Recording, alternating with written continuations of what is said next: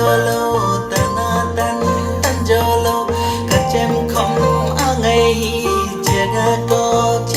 chân cả chém all em đi rồi thâu a chân thâu a chân hong rau parwal ngày hong rau nu rual ngày hong rau parwal ngày hong rau nu rual ngày himareng ram chang asia drang himareng ram chang asia drang ram chang sia drang ram chang sia drang ram chang sia ram chang sia drang ram chang sia drang sia tina sia jau lo sia tina sia jau lo hai sia tina sia jau lo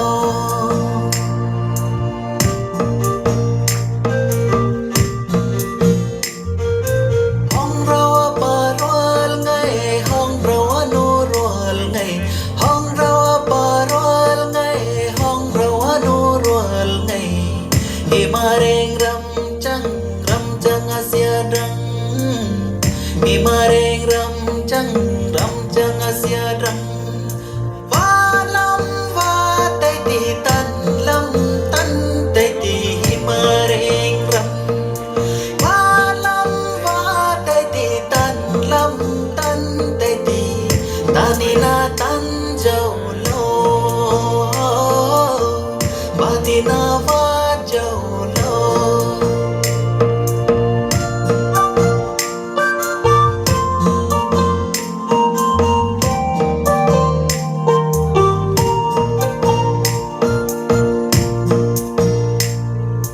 hong rau parwal ngày hong rau nu rual ngày hong rau parwal ngày hong rau nu rual ngày himareng ram chang asia drang himareng ram chang asia drang ta tây ti ta tây ti ta tây ti ta tây ti ta dina ta jau lo ta dina ta jau lo sorgolam chem tele ta dina ta jau lo ta dina ta jau lo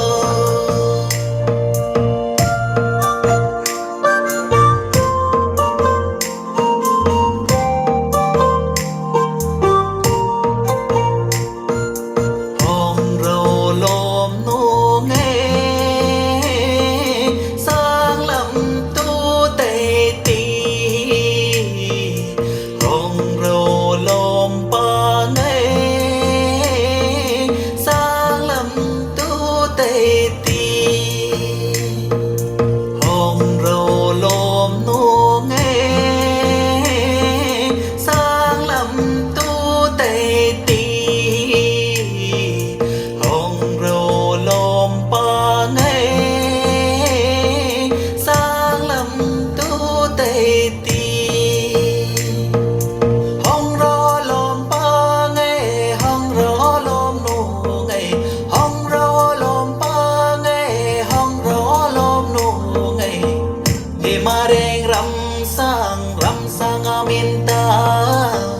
himareng ram sang aminta atlam tây ti atlam tây ti atlam tây ti atlam tây ti adina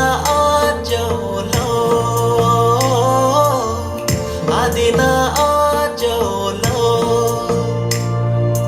hong rau parwal ngày hong rau nu rual ngày hong rau parwal ngày hong rau nu rual ngày himareng ram sang a jo zai ti chang ma himareng ram sang a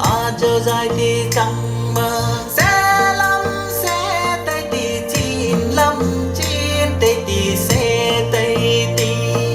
sẽ lắm sẽ tây thì chín lắm chín tây thì ajo dài thì chẳng mơ